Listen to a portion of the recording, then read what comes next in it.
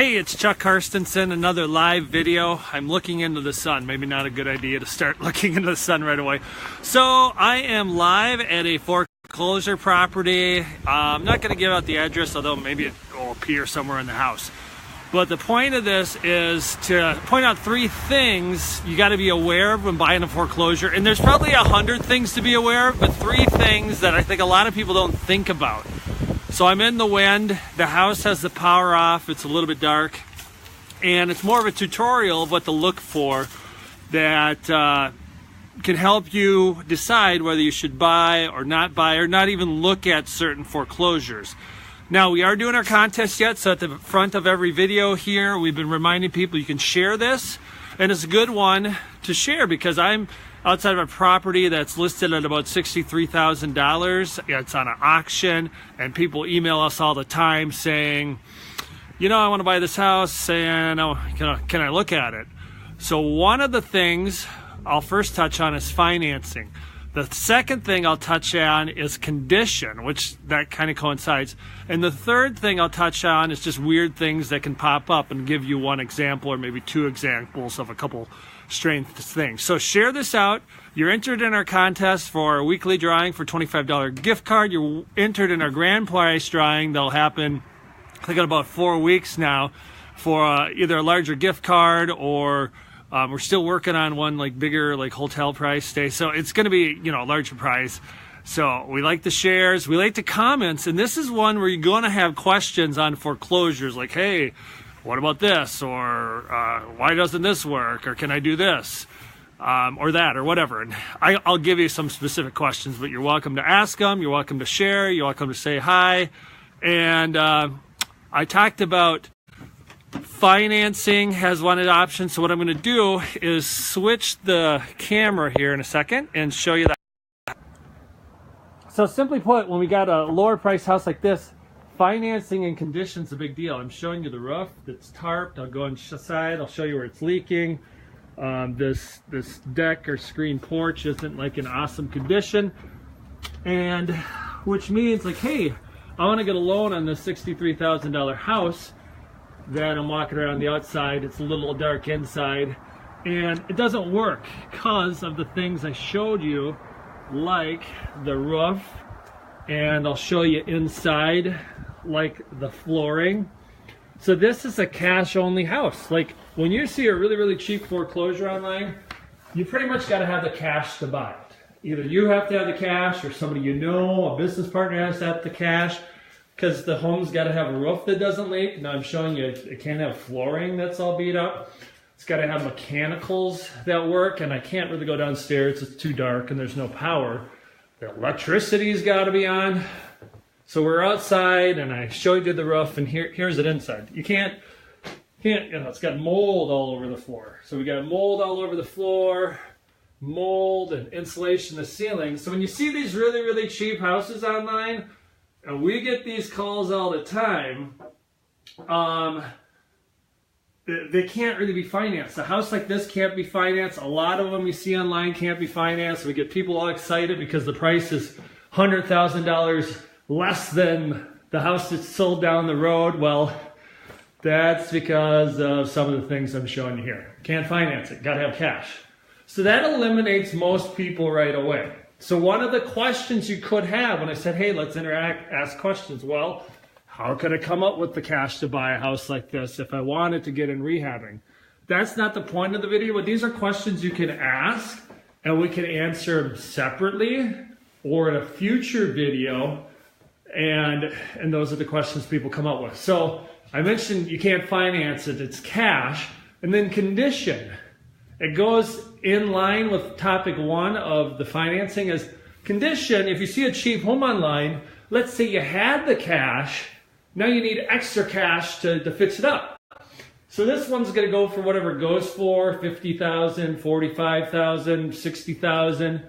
And I'm kind of walking back and forth showing you, but now you have to have the extra $50,000 or so to fix it, to do the flooring, to maybe replace a couple windows, to do that roof I showed you. I'm going to spin back in the kitchen area to, you know, gut some of the drywall, get rid of the mold. Ceiling's not fixed.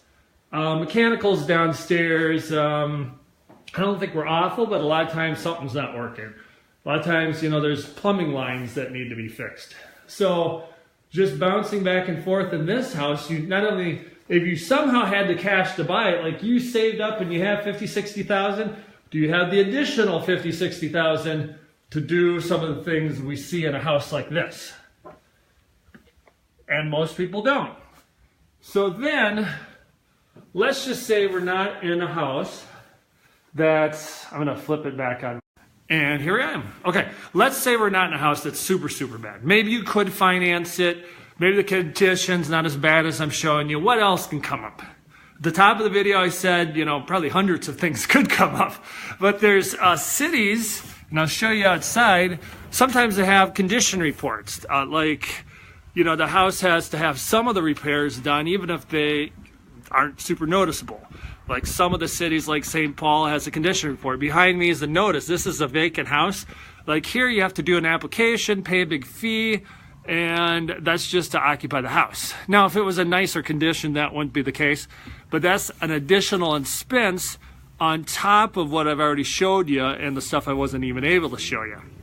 And some of the cities have a property condition report that either the seller has to do, or if it's a foreclosure, then sometimes the buyer's kind of stuck with it to make the sale work. And that's one of the reasons you have a lot of cash sales on these beat up homes. It's cold outside, I'm going back in. And that's just one example of things that can come up. Other things that can come up, if this wasn't in the city, it could be, say, a house in the country and maybe the septic's non-compliant. The bank's not going to put in a septic.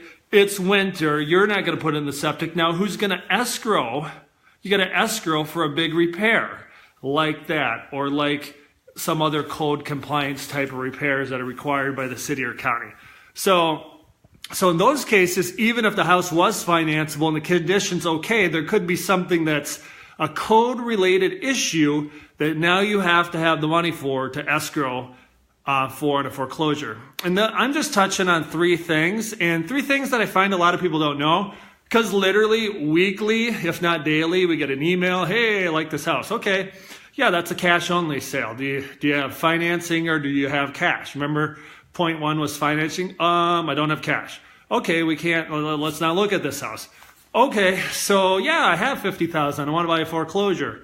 Okay, we can go buy this house maybe for 50,000. Oh, it needs an additional 50,000 to work. Do you have the 50,000 in work? So I'm summarizing the video. No, I don't have the extra 50. I just have the 50 to get going.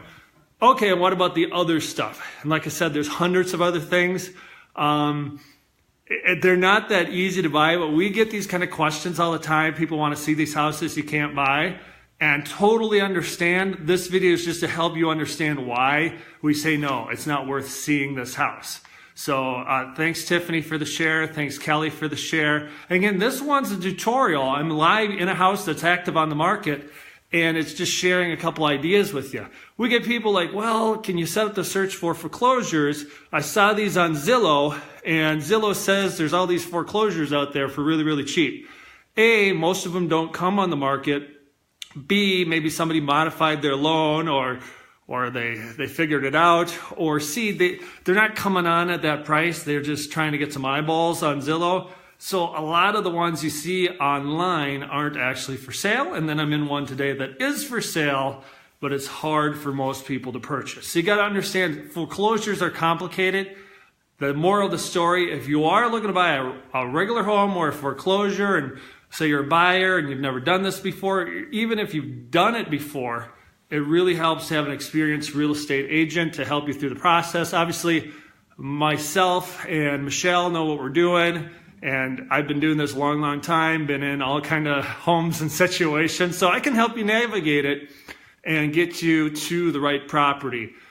So again, thanks for sharing, thanks for watching. We'll do more videos like this for tutorials, educational purposes, to help you out. And this is a live example where I got to show you some of the things that you're maybe not seeing online, or not thinking about when it comes to foreclosures. And again, thanks for sharing. You entered in the contest if you share this, whether you're watching the recording, watching it live, and have a blessed day.